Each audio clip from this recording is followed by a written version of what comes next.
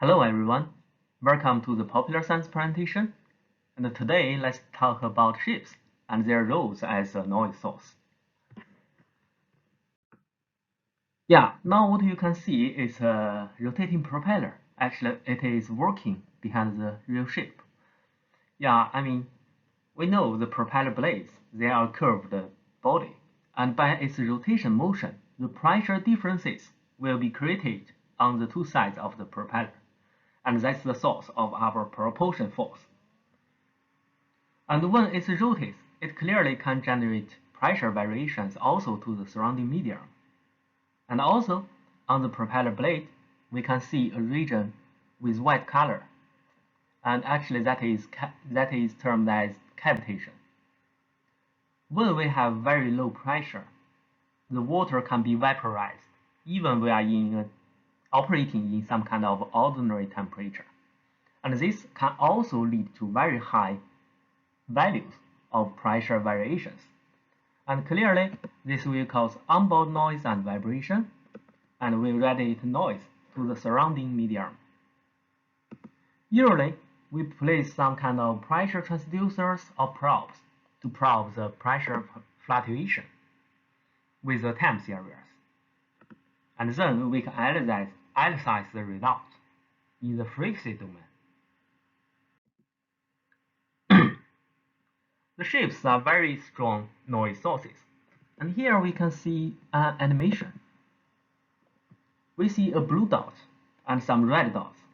Actually, the blue dot is a tracked blue whale, and we can clearly see it is trying its best to avoid the ship voyages.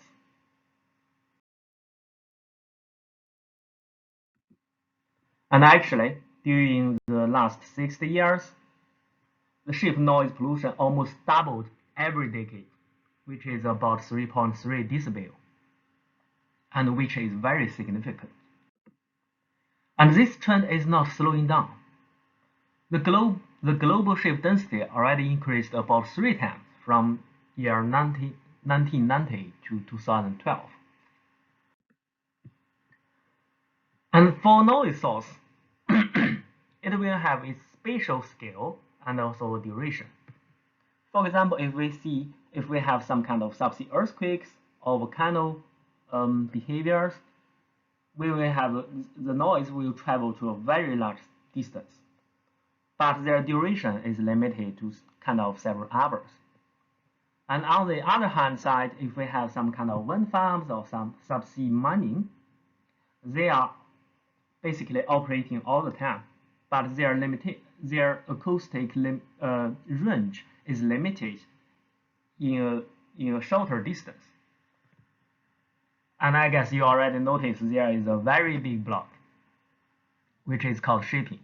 Actually, it has a very large spatial scale and has a very long duration.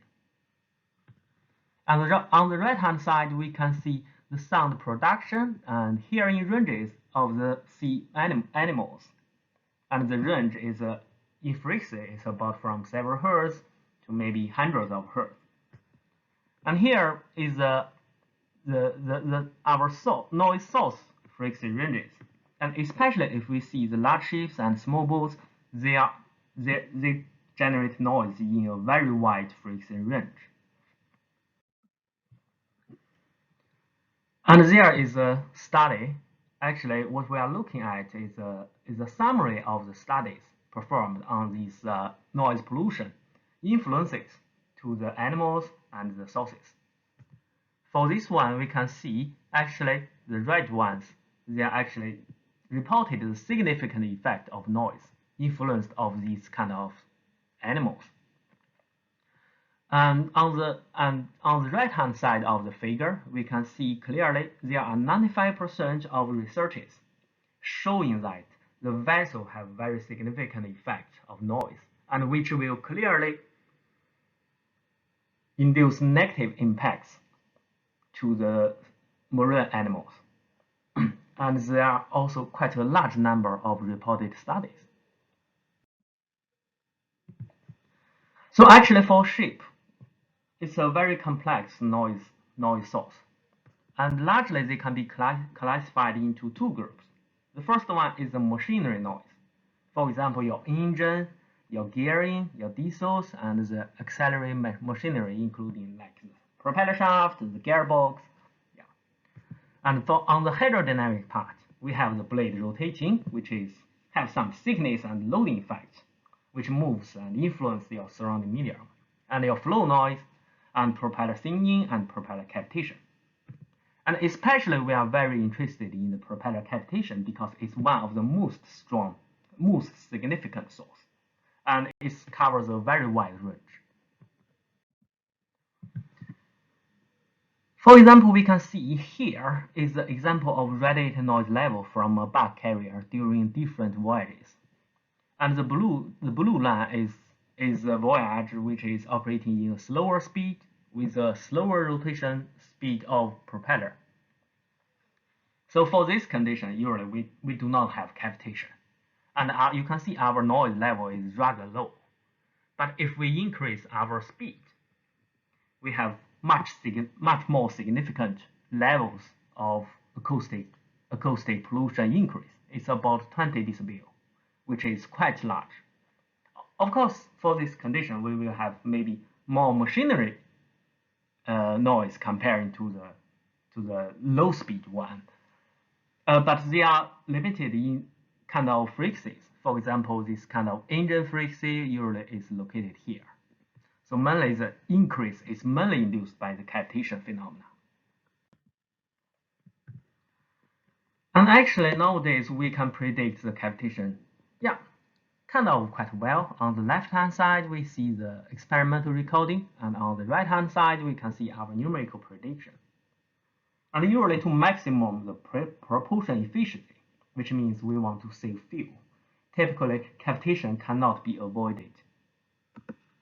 But to understand how the cavitation generates noise, instead of ships, we can talk about shrimps. This little creature is called mantis shrimp, and they are mainly feed on shells. In order to open the shells, we can see it has a very powerful weapon, which is a hammer-like hand. And there are high-speed videos recorded the process of the mantis shrimp hitting a force sensor mounted in a tank. And we can see it's a very fast process. It's about 100,000 samples per second. And we can see, yeah, this is a hammer hand, and it hits a force sensor, and we have a high peak of force. But when it leaves the force sensor, we can see another peak. And here, we see a kind of cloud here. Actually, this is a cavitation. If we also plot the force on the vertical direction and also place a hydrophone inside the tank, we also have this kind of time series of signals. And quite clearly, the first direct hit, induces a very large force, and it generates also a significant level of noise. And this can be explained by the theory of structure-bound sound. For example, we use our finger to knock the deck, and it will induce the displacement and with transverse waves and longitudinal waves, and these deflections will induce the sound, or to say the sound radiation to the surrounding medium. But however, if we look at the second one, the force induced by the cavitation is relatively smaller compared to the direct hit, but the noise level is much higher. What's happening there is we can look at this video. It's a laser-induced cavitation, which is a perfect sphere, and then it will collapse. And we can use shadowgraphy to look at the acoustic waves, which is basically a density variation. Now it comes. Yes, we see it. It's a very strong shock wave. So actually, for kind of cavitation-induced noise, it's similar to a monopole acoustic source, which is basically a breathing sphere and generates pressure fluctuations to the surrounding medium. And the strength of it is related to the distance, the density of the medium, which is water, and also the second order derivative of the cavitation volume variation. Nowadays, we can perform simulations to have good predictions of the cavitation pattern. And also, but this requires a lot of computational resources. And also, for example, for this kind of cavitation prediction on the hydrofoils. And also for the propellers, usually we want to study only the propeller and inside the cavitation tunnel. So we can also do simulations for this kind of condition and predict rather satisfying cavitation patterns. So if we have the source correctly, it's quite likely we will have the pressure fluctuation or the noise prediction correctly. For example, here is a pressure pulse, which is the propeller-induced Hall pressure pulses for the point, above the propeller on the ship hull. And we have quite good confidence about the predictions on different transducer locations and on different frequency ranges.